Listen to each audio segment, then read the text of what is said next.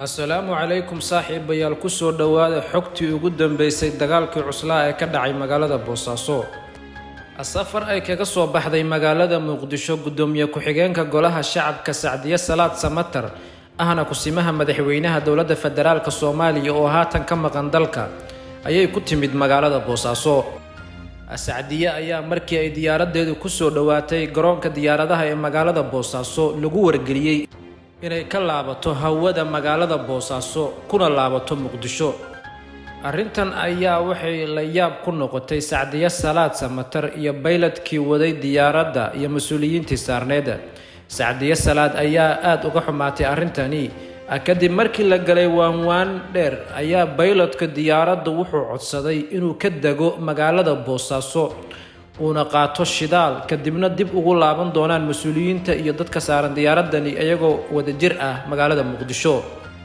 Bayladka ayaa cadeeyay in shidaalkani uusan ku celin karin magaalada Muqdisho una ahaa shidaal hal trip ah.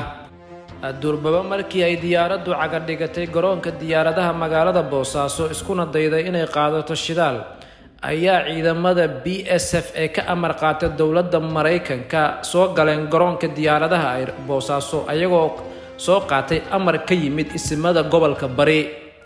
Ciidamada BSF ayaa ka hor yimid ciidamada BMBF oo maamulaan dowladda isu taga Imaaraadka Carabta. Ciidamada BMBF ayaa ah kuwa u hoggaansan amarka madaxweyne Siciid Cabdullaahi Dani. halkaasna waxaa ka bilowday dagaal geystay khasaaro. Wararka aan helayna ayaa ka mid ah in dhalinyaro badan ay ka mid yihiin dhalinyaro ka kala socday labada ciidan ay ku nafwaayeen dagaalkani. Tirada saxda aan hadda helayno ayaa gaaraysa 4 wiil oo dhalinyaro ah. Siciid Cabdullaahi Dani ayaa hadda u muuqda mid bannaanka keenay dagaalka ka dhaxeeya asaga iyo Xasan Sheekh Maxamuud. Siciid Cabdullaahi Dani ayaa maalmihii ugu dambeeyay sameynayay waxyaabo kan xanaajinaya dowladda federaalka Soomaaliya maadaama uu Siciid Cabdullaahi Dani ku soo guuldareystay kana tirsanayo dhibaatooyin badan madaxweynaha xilka haya ee Xasan Sheekh Maxamuud. Wararka aan helayno ayaa waxaa ka mid ah in madaxweyne ku-xigeenka Puntland Axmed Cismaan Karaash uu isku dayay inuu galo waan maadaama uu yahay kusimaha madaxweynaha halka Siciid Cabdullaahi Dani uu ku maqan yahay isu taga Imaaraadka Carabta. laakiin wararka aadka looga naxa ayaa noqday in waantii uu waday kusimaha madaxweynaha Puntland Axmed Cismaan Karaash ay ka soo horjeesteen wasiirro badan oo aad uga agdhow Siciid Cabdullaahi Dani ayna ku tilmaameen waantiisa ama go'aankiisa ah inay Sacdiyo ka degto ama ay gudaha u gasho magaalada Boosaaso wax aan la aqbali karin. Puntland ayaa ku eedeysay dowladda federaalka Soomaaliya war-saxaafadeed ay qabatay duhurnimadii maantay in dowladda federaalka Soomaaliya ay u gacan martay Puntland lana heshiisay isimadeedii una keentay deeq ayadoon waxba ka ogeyn Puntland ayaa ka codsatay dowladda federaalka Soomaaliya hadda kadib inaysan gacan marin taasna haddii ay dhacdo ay beddelkeeda kala kulmi karto jawaabo la mid ah jawaabtan maanta dhacday.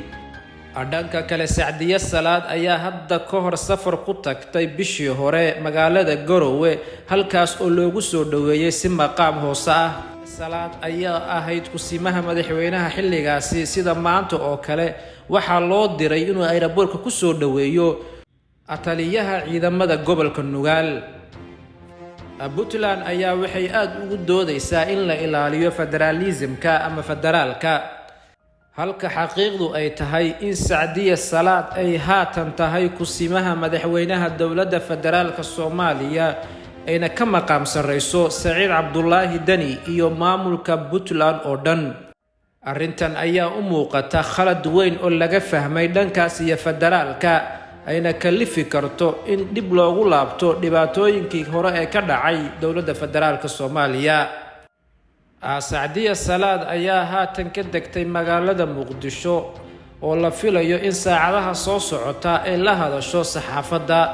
Sacdiye Salaad ayaa la filayaa inay si adag uga warceliso wixii ka dhacay magaalada Boosaaso kuna eedeyso madaxweyne Siciid Cabdullaahi Dani.